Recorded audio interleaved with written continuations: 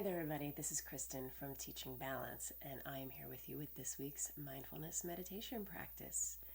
We are now in a brand new month, and the Teaching Balance theme for this month is actually one of the four, I forget what I'm calling them now, pillars, components, elements. I like elements actually. One of the four elements of being in balance, and that is self-advocacy. Now, one of the things that I'm delighted about is that we, in the past several years, have been having a lot more conversation about what self-advocacy looks like, how to integrate it into our lives with even more skillfulness. It can certainly take the form of boundaries, which I'm a massive fan of, as you guys know. But it also is about articulating our needs, making our needs known, basically just advocating for ourselves with others, and not only with others, but even with ourselves. So we're going to explore it from quite a few angles, as we always do. But I thought it would be interesting to start off the month basically kind of debunking some myths about self-advocacy. So I was having a conversation recently with someone, and I wanted to kind of get their take on, what does self-advocacy sort of mean to you, and that sort of thing. And they gave an example of how a work colleague, and it was a Zoom situation, but basically this person had COVID and yet still showed up to this Zoom meeting, was like coughing like crazy and obviously not well. And it was readily apparent to this person that I was talking to that this individual apparently did not seem to feel that it was okay for them to advocate for themselves and their need to heal and rest and basically get well. Now, they weren't putting anybody at risk, of course, because, it was online. But it's funny in a way, after everything that we've been through regarding the pandemic, and I think there's been a shift toward not being that martyr type of person who, comes to work anyway, even though you're not feeling well. There was a point where you can't come to work.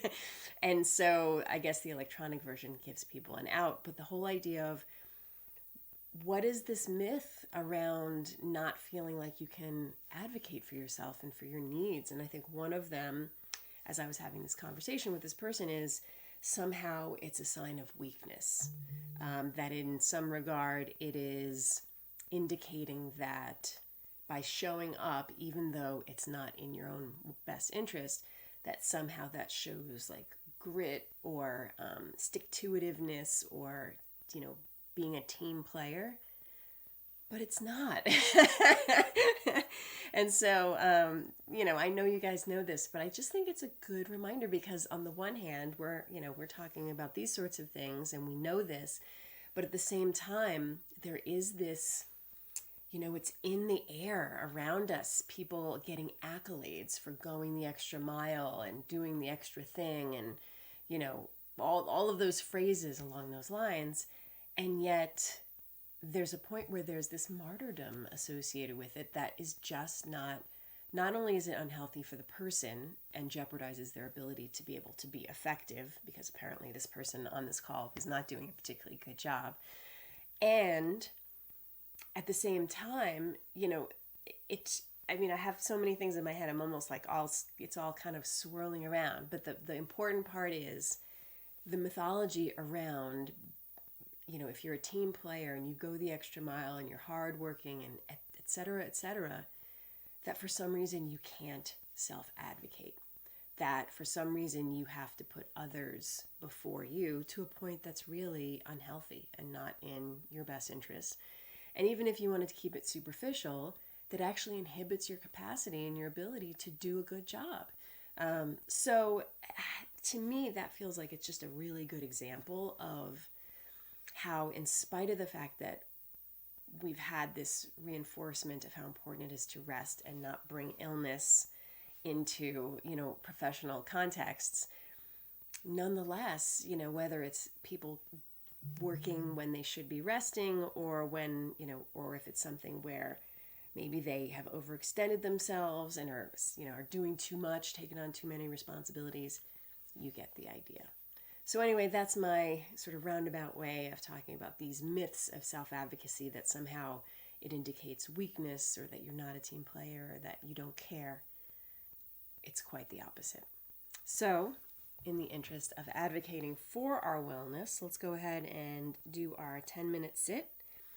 And I'm kind of feeling that I'd like this one to be silent, not for any particular reason. So I'm going to keep my guiding to a minimum. And I'm going to go ahead and hit my timer to start. And as we settle in, well, I promise I will do less talking. Just remembering, you can roll your shoulders back,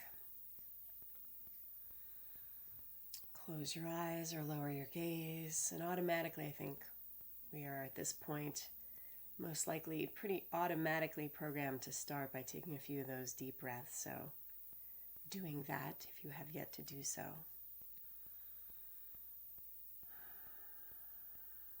And you can rest your attention on the breath or the body, sounds, or even open awareness, just whatever you notice in the present moment, from moment to moment.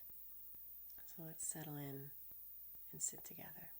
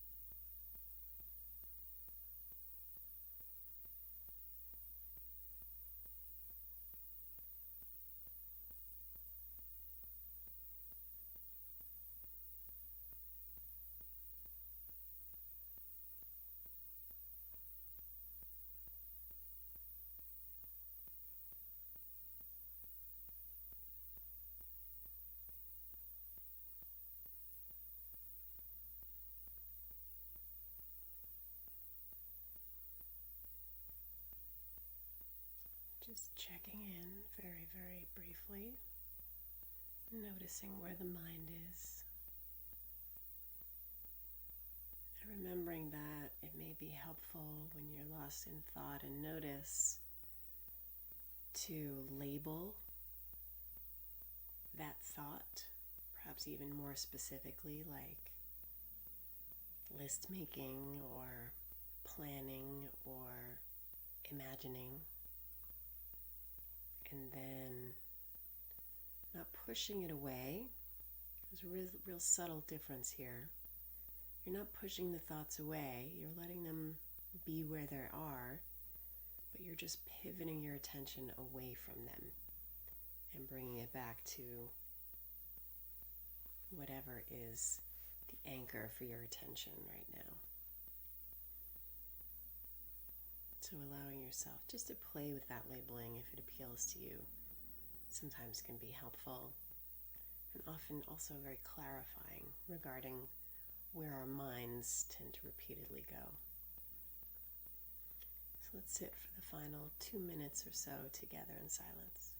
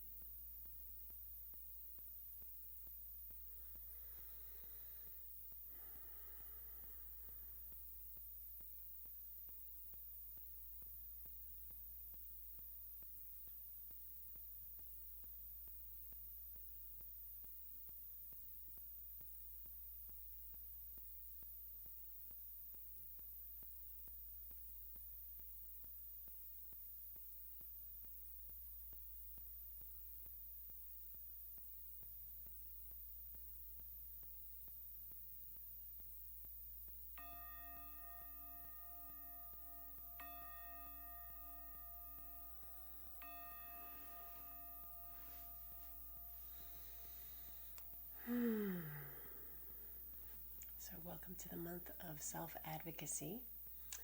I look forward to exploring all the various components with you. And as always, thank you so much for taking this time for yourself, and thank you for allowing me to accompany you on this journey. And I will see you next week. Take care.